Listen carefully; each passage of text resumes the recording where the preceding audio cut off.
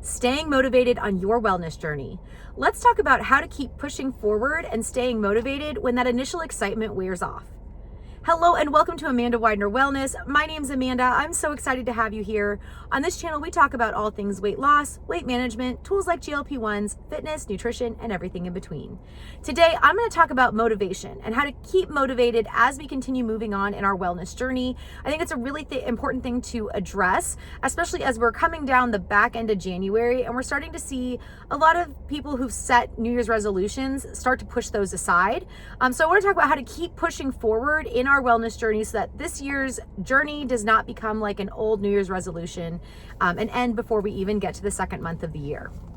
But before I get into that, I have two things. I have a disclaimer, and I want to address the wheel in the room. I am sitting in my car. My daughter had an award ceremony this morning, and so I wasn't able to film like I normally do, and then I was out of my routine this morning, but I'm on the way to the gym since I missed my morning workout. I'm still committed and motivated on my own journey, and so I thought this was a really appropriate setting to have this conversation with you since I'm on the way to, do something that I need to for my goals, and I'm going to kind of explain how I got motivated to do this on a day when I was completely thrown out of my normal routine. But before I get into that, I do have a disclaimer.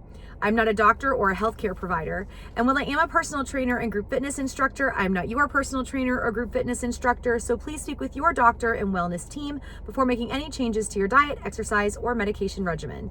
Everything on this channel is based on my opinions and experiences.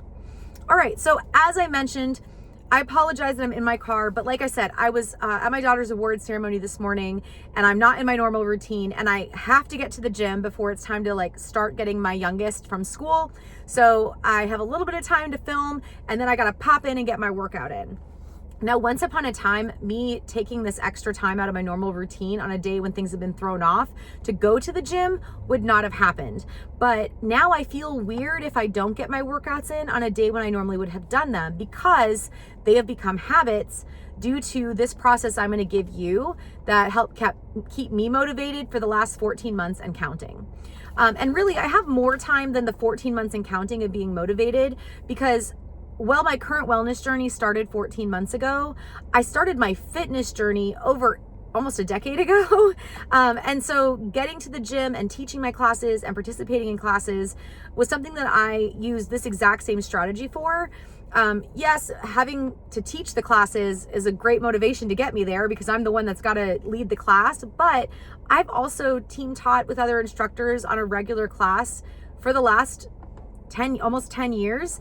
And that's not something I have to do. It's something I enjoy doing. And it's something that's become habit. So if I'm like, I really don't want to go today, I feel weird if I don't do it. So I want to talk about how I got there with not just that, but the last 14 months of my weight loss journey of over 107 pounds and counting.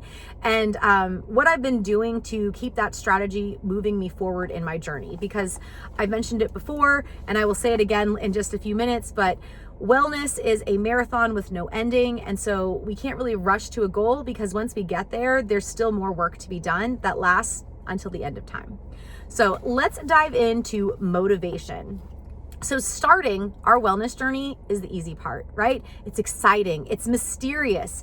It's a challenge, right? And we all like a challenge in a little bit. We like a little challenge, right? So, there's something really exciting about deciding that you're going to make a change and you decide to get started on it, right? That's the easy part.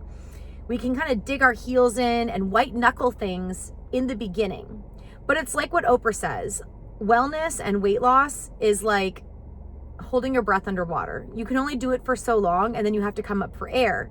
So what happens when you get to that point where you're having to come up for air and life starts to get in the way?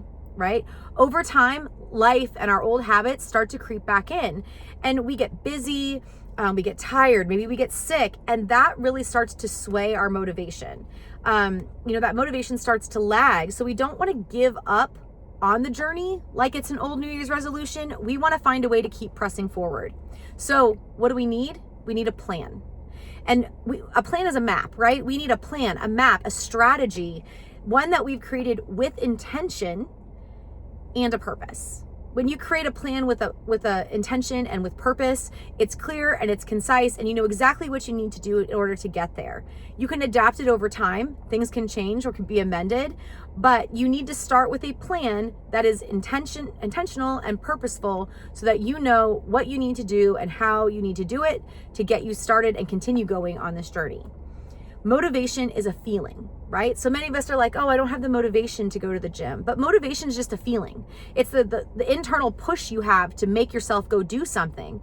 So if you're not feeling motivation, there needs to be a backup plan to push you into whatever it is you need to do to hit your goals. If that is going to the gym, then you need another external pressure of some sort to get you to the gym.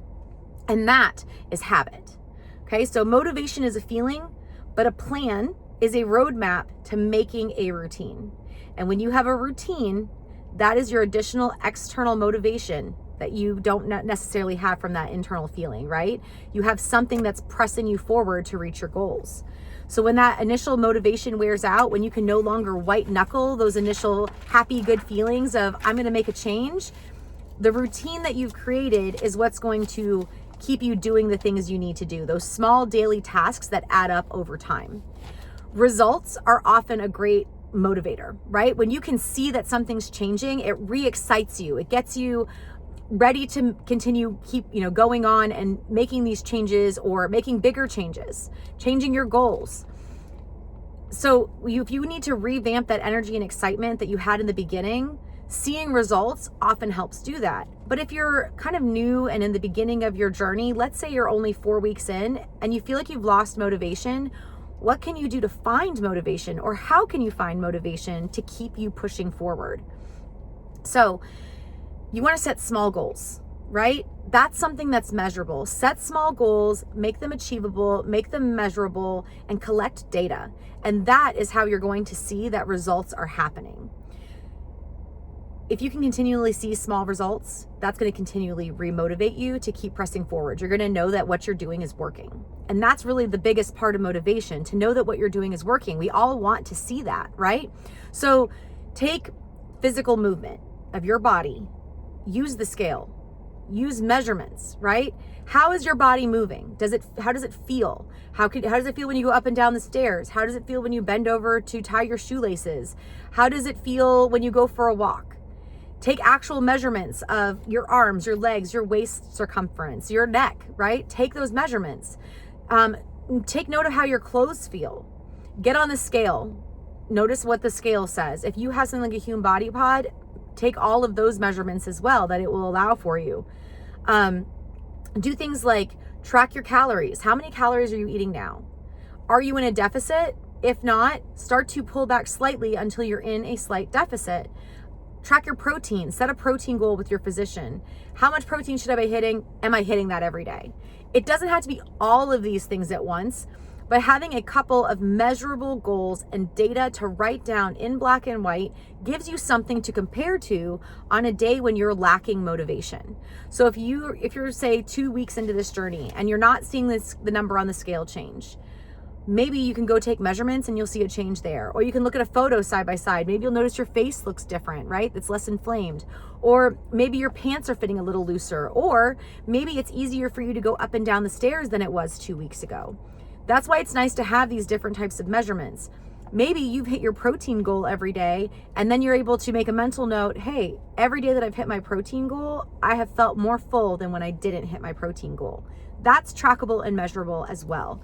And that's how you know that you're getting results, because you're seeing these changes happen over time, right? So if you're seeing small changes, it keeps you pressing forward. You know that something is changing, even if it's not necessarily just a number on the scale. All right. Taking those comparable measurements keeps things moving forward for you. And that's really the name of the game here. Motivation wears out over time. That feeling wears off. You need something that's going to help pressing you forward, and having these trackable, measurable comparisons can really re-excite you to get you pressing forward in this process. So one thing we always want to remember is that changing habits is uncomfortable, right? Most people don't like to change their routines. They don't like change in general. We get comfortable in our routine. We get comfortable with the way we live our lives. But the only way to change them and start a wellness journey is the only way to make the change that we want, right? If we have a number on the scale we want to hit or a fitness goal, you're not going to get there by continuing to do the things that you've been doing. Because if you could, you'd already be there. So if you want to achieve a certain goal, unfortunately, you have to make certain uncomfortable changes to get you there. But they don't have to be huge changes all at once. Start small and start strategically with a plan, with a roadmap on how to get you there. So, try new things, modify things slowly. If you're tracking your food, kind of like what I did when I first started, I started tracking my food, how many calories I was eating. I didn't change my diet right away. I just became aware of what I was consuming. And once I saw that, I said, oh, I can make a swap for this. So maybe instead of butter, I swapped for cooking spray. Maybe instead of ground beef, I swapped for ground turkey. And that significantly reduced my calories. And then I said, oh, well, reducing my calories wasn't that hard. Maybe now I can try to really get myself into a deficit instead of a management level. And so I reduced my calories a little bit more. And then once I got there, I thought, maybe I can add some movement in. I'm going to go for a 10-minute walk, right? So it doesn't need to be these major changes, but all of those little changes were trackable. And at the end of the day, I could say, I tracked my calories, or I went for my walk, and I could check that off the list. I did that, check. And that kept me moving forward. It also allowed me to set new goals, right? So once I started getting my 10-minute walk in, I said, well, I checked my 10-minute walk off every day for the last week. Maybe I could do a 20-minute walk.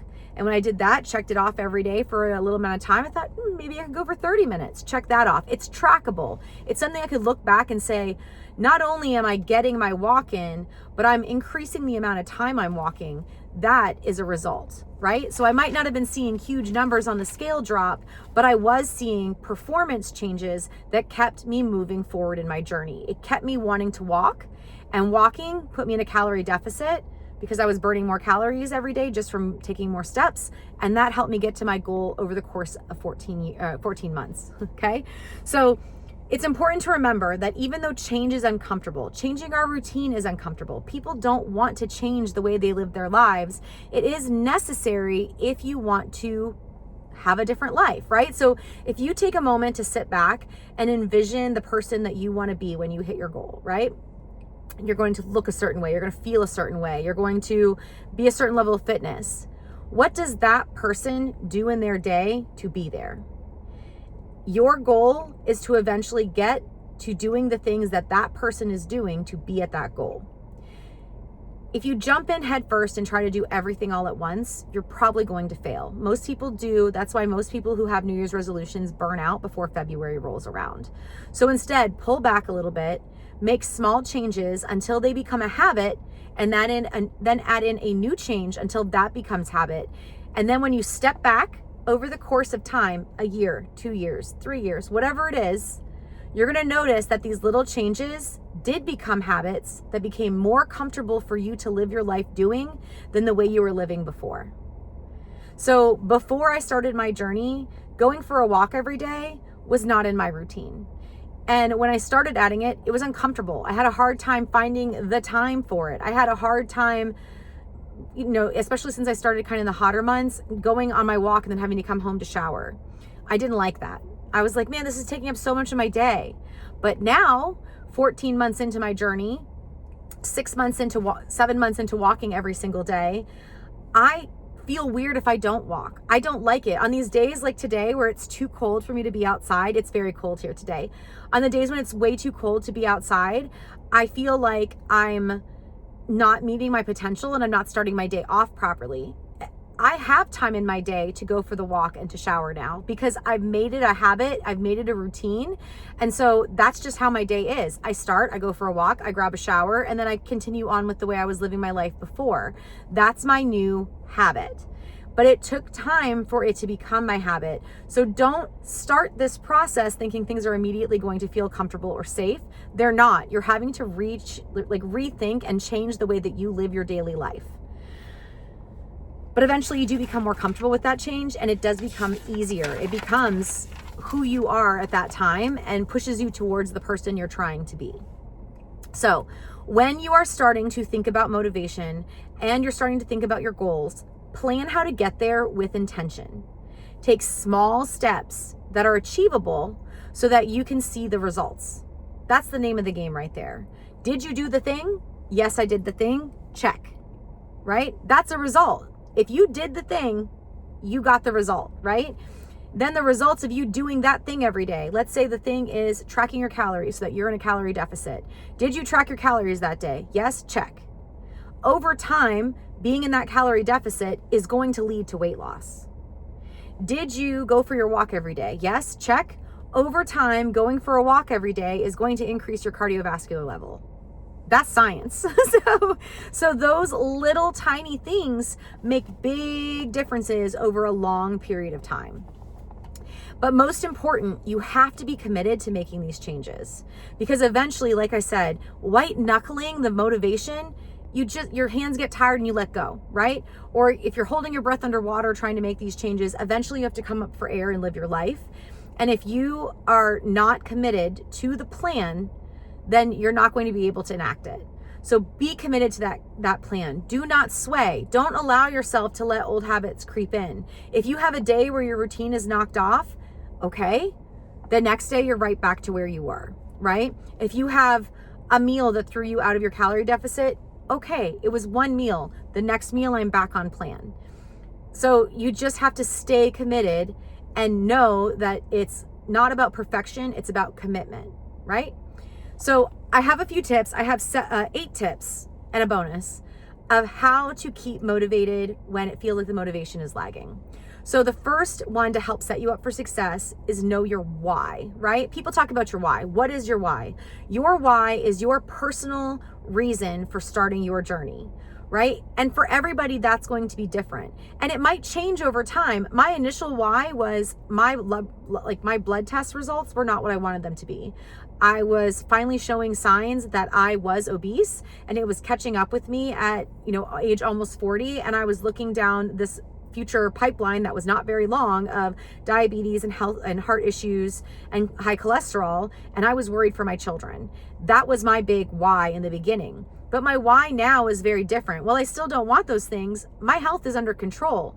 So my current why is I finally feel good for the first time in a decade, and I don't want to lose that. So in order to continue feeling good every day, I need to keep pushing forward on this journey. So that's my why right now. So take a moment to think about what your why is. Why do you want to do this? Deep down inside, write it down. It can be private for you. You don't have to share it with others, but write it down somewhere. And when you feel yourself lacking in motivation or those old habits trying to creep back in, pause for a moment and go back and revisit that why. Why have I made this commitment to myself? Why do I need to keep this commitment to myself, especially on the days when it just feels hard? Change is hard. It's uncomfortable. And sometimes we need to remember the reason that we started in the first place. Number 2, start small. I've already said this, right? Start small with these changes. Don't jump in headfirst into the deep end with sharks circling you. Put your baby toe in, okay? Just test the waters at first. What can you do that's achievable? So right here, I want you to think about SMART goals. Now, I have another video where I talk about SMART goals, and I think they're really important because there's so many different levels to them that help you actually keep your goals and successfully achieve them. So set SMART goals. Set a large SMART goal. So let's say your goal is weight related and you want to lose 100 pounds. If you only have a goal of losing 100 pounds and you're looking at, I've been doing this for 3 months and I've only lost 10, that really eats away at your personal motivation and can kind of feel like you have so far to go. What's the point, right? So if you have a large SMART goal of 100 pounds, set smaller goals that will help get you there. What's something that you can start today with your little pinky toe in that will start working towards that 100-pound weight loss? So make sure that not only your large goal is a SMART goal, but your tiny goals are also SMART goals. So SMART goals stand for specific. It's a specific goal. I'm going to go for a walk every day, Monday through Friday. I'm going to go for a walk Monday through Friday. Measurable. Can you track that you walked every day? Yes, right? It's achievable. Can you physically go for a walk 5 days a week? Do you have the time? Do you have the ability to do that kind of thing? Is it achievable? If it's not achievable, start smaller. Maybe instead of a walk every day, you're going to go for, you're going to walk around your house after every meal, right? So meet yourself where you are today. Is it achievable? So specific, measurable, achievable, SMA, relevant. Is it relevant to your larger goal? If your larger goal is weight loss, are these tinier goals that you're doing relevant to that goal, right? And if you're doing things that are helping you with movement, nutrition, or like your mental health while you're on this journey, those are all relevant. And is it time bound? So if it's, I'm going to go for a walk every day for 5 days, that is time bound. You are starting today, every day for the next 5 days, I'm going to go for a walk. Or for the next 90 days, I'm going to track my nutrition and try my best to be in a calorie deficit. Or every day for the next 90 days, I'm going to try to hit my protein goal. And you've worked out a protein goal with your doctor, right? These are all smart goals that you can make that are smaller that will eventually lead to hitting that large goal that you've set down the road. And the great thing about these smaller SMART goals is that they are specific and measurable and achievable and time bound. And then when you hit them, you can be like, man, I did that. And then you can make another SMART goal that helps work towards your long-term goal. A lot of times, if you set one of these SMART goals that works over 30 days, within that 30 days, it kind of becomes part of your daily routine. You become very comfortable with it. And then you don't have to really focus on it as much because you're now ready to add in something else to your routine. So for example, for me, once I started tracking my food, I did that every day for a month. Then I was able to really focus on being in a calorie deficit. I did that every day for a month. And then I did that for a while. And then I started walking. And when I walked every day for a month, that was a part of my routine at that point. I didn't want to stop. I kept going, even though the reason why I started walking was actually because the brand I work for was doing a walking challenge and I wanted to participate in it. I wanted to post about it. I wanted to help it be a successful challenge on social media. So I posted about it. But after 30 days of doing it, it was such a part of my normal routine that I just kept doing it and I moved on to my next SMART goal. So start with small goals and add on over time. That will help you get to this large goal you have down the road so that it doesn't feel like you're standing at the bottom of a mountain staring up at this impossible goal that's up there. Instead, you've got these little markers that take you up the mountain and you can just say, I just have to get to that first marker. And then you get there. Now I just have to get to the next marker. It makes it feel much more successful and like it's progressing forward much faster. I promise you, a year when you're standing at the beginning of a year feels like it's really far away, but when you get to the end of that year, it's going to feel like it went by really fast, right? There's a saying that a lot of parents know, the days are long, but the years are short. And that applies to wellness journeys too. I feel like every time I think back to when I started on this journey, I felt so overwhelmed just like getting started. Everything seemed like it was so far away, so impossible, so unachievable, but I still started. And now that I look back 14 months later on where I was then, or where I was when I started walking, or where I was when I started my GLP-1, or where I was when I started going to the weight room again, and I look back at that and it feels like that went by so quickly because it's in the past, right? So set these small markers of SMART goals to help propel you forward, because I promise you over the course of time, it's going to feel like it went by very quickly. Next up, number 3, schedule things, okay? I'm a planner. I'm very type A with planning, but I still have a very busy life. And if I don't plan something, I'm not gonna have time for it. So my daily walks are in my plan. If I have someone who reaches out and they're like, hey, I wanna do this thing. Do you wanna meet up at 8:30? I'm sorry, I can't. I have something that I do in the mornings from 8 to 9. Is 9:30 okay, right? I drop my kids off just before 8 o'clock at school. And then I go for my walk from 8 to 9, and then I hit the shower and I'm good for the day. I don't schedule anything during that time. The only exception are school-driven things like this morning where my daughter had an awards ceremony and I had to, well, it was too cold to walk anyway, but I had to skip my walk because of that. It's one day, I'll be back in my routine tomorrow. So that is a scheduled moment in my day. It's the same thing with going to the weight room for me. I schedule that into my day. It's either before or after I teach a class, usually after. That's what works best in my schedule. But I don't plan anything else for after I teach my class because I know I'm going to be going to the weight room. Same thing with Sundays when I have, unless I'm doing something for work, I do work sometimes on Sundays. My Sunday afternoons are reserved for sitting down with my husband to plan our meals for the week ahead, going to the grocery store to get the ingredients that I need, and often making dinner and meal prepping a little bit for the week ahead as well to make things easier to grab and go as we go through our very busy week. So I have scheduled that meal prep and planning into my schedule. And that way I know it needs to get done when it needs to happen, and I've made the time for it so that nothing else is interfering with it. Was it hard at first to do that? Yes, I used to have a much more flexible schedule, and having a flexible schedule is wonderful. But if you're really committed to this wellness plan, scheduling these things in and having just a little bit less flexibility is going to lead to success for you. So schedule these in, make appointments for yourself. It is okay to prioritize yourself, because if you're not prioritizing yourself, nobody else is, right? I always think of it as, I likened it to some of my friends, wellness was likened to being on an airplane, right? I used to prioritize everybody else first. And when you're on an airplane, they tell you, if the masks are deployed, put your mask on first before you assist those around you. And the reason for that is that you can't help others if you are struggling for air.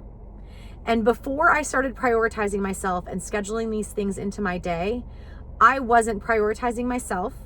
I was struggling for air as I tried to help everyone around me. Instead, now I schedule these things into my week so that the things I need to do to be the best version of me that I can are happening. And that makes me happier, healthier. I'm going to live a longer life. And that makes me a better mom, wife, daughter, friend, employee.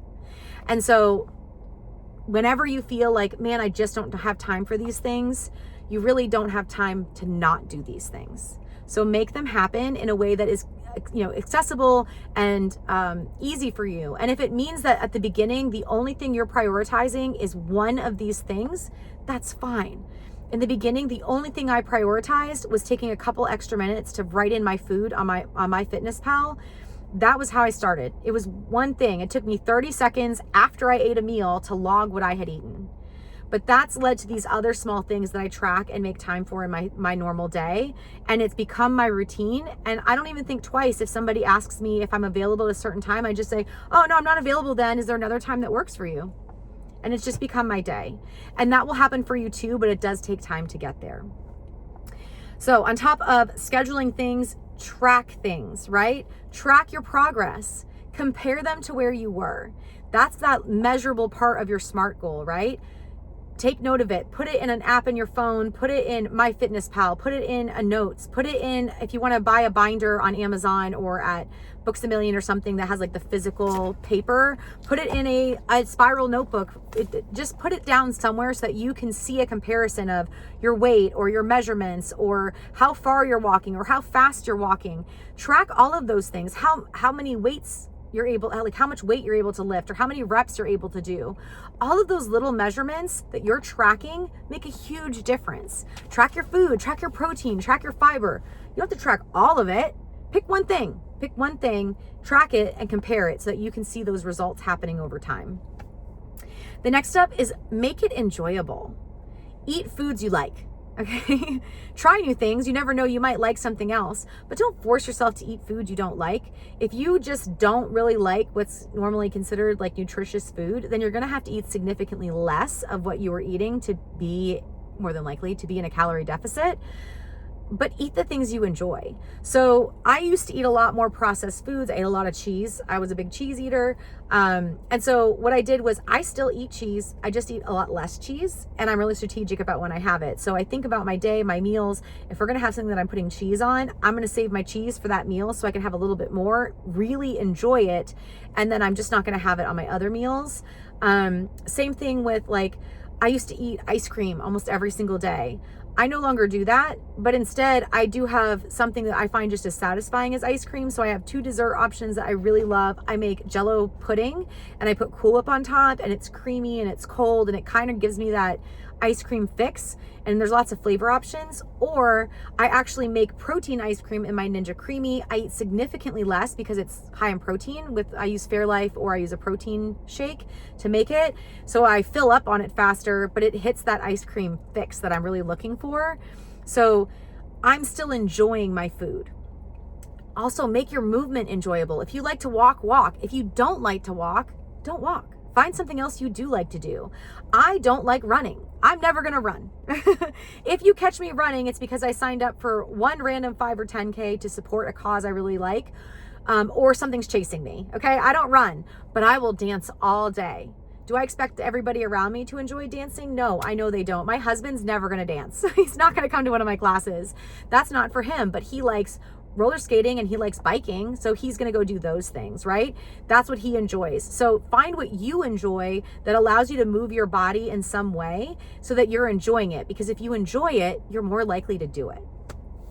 Number 6, focus on how you feel.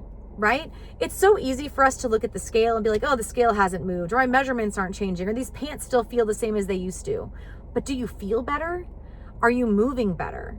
I like to think about when I was going down the stairs. When I first started on my journey, I went down the stairs one step at a time. So right foot, then left foot, then I'd go to the next step. Right foot, then left foot, then the next step. And I had to do it sideways because of the pressure that it put on my knee joint, because my knees were so inflamed. But now I go up and down those stairs, flying up and down those stairs, and I don't even think about it anymore. I'm just because I don't feel that way anymore. I feel good. When I wake up in the morning, my back doesn't hurt. My knees don't ache. I don't have issues at the bottom of my feet. I used to have plantar fasciitis, and I've had recurring issues with my feet since. I haven't had that in over a year at this point. I feel better. So on the days where I'm really like, man, I'm barely losing anymore. And that happens, right? Over the holidays, I was kind of gaining and losing the same 2 pounds for the last few weeks. And it did get frustrating. And I did want to keep moving forward. And I felt like I was doing all the right things once I got back into my routine, and the scale still wasn't moving the way I wanted. But I took a moment to pause and think, 1, look at how far I've come. And 2, I feel better. So if I'm not shrinking the way that I wish my body would shrink, that's okay, because I feel good. So focus on how you feel, because that will really help keep you making these same good decisions on your wellness journey that propel you forward on the days where nothing else seems to be working. Number 7, remember, it's progress over perfection. Embrace the imperfection. There are going to be days where you don't eat exactly the way you want to eat. There are going to be days where you don't get to move your body the way you want to move your body. There's going to be days where you're sick, or you're tired, or your daughter's award ceremony pops up. And that is what life is. Life is not perfect. So embrace the imperfection, forget that it happened, and move on as soon as you can, right? So if you have a bad meal and you're like, oh no, I shouldn't have eaten that, don't guilt yourself for it. That's life. Move on. The next meal, you're back on plan. If you miss a workout, don't guilt yourself over missing the workout. That's life. Go back to your next workout. Missing 1 or 2 workouts here and there when life pops up, or you get sick, or you go on vacation, or eating a little extra meal, or having something a little extra sweet or salty or whatever that you like to enjoy food-wise, is not going to ruin months and months of work in one meal or one missed workout. So just forgive yourself and move on, because this is about changing your whole life and living that lifestyle, and not just getting a quick fix, right? That's what wellness is. It's forever. You're not just looking to lose 10 pounds in a week, because that's not what's going to happen, and it's not healthy. You want this to happen over time so it's sustainable and you don't go back to the way things were before. So progress over perfection. And my last one, number 8, reward yourself. Now, I don't mean with food, but reward yourself and celebrate your successes. If you reached a number on the scale that you're excited about, maybe go buy yourself a new shirt or a new pair of pants. If you hit a fitness goal in the gym, maybe reward yourself by buying some new gym gloves, or, going somewhere with your family to celebrate, like a day at the park or to the beach or whatever. Find something that you like to reward yourself with, and reward yourself along the way, because then you have some way of celebrating these successes that you're achieving. And they should be celebrated, because change is hard and you are doing a hard thing. But the biggest thing that I always like to remind my clients of is that you can do hard things. So you can do this. You just have to keep pushing forward. You have to keep going until this becomes habit. It becomes your routine, because that motivation is inevitably going to wear off. And you need a backup plan to keep pushing you forward. So with that, I just have to say, my last bonus thing is just start. And if you fall off of the plan and you're like, man, I never should have fallen off the plan, it's not too late to jump back on. You can always just start.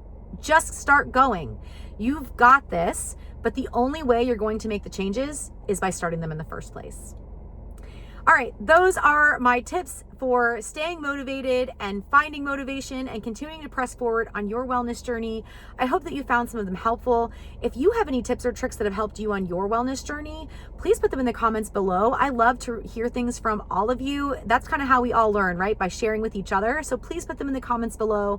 And if you haven't already, please like and subscribe so you don't miss my next video. I am trying to reach a goal of 1,000 subscribers.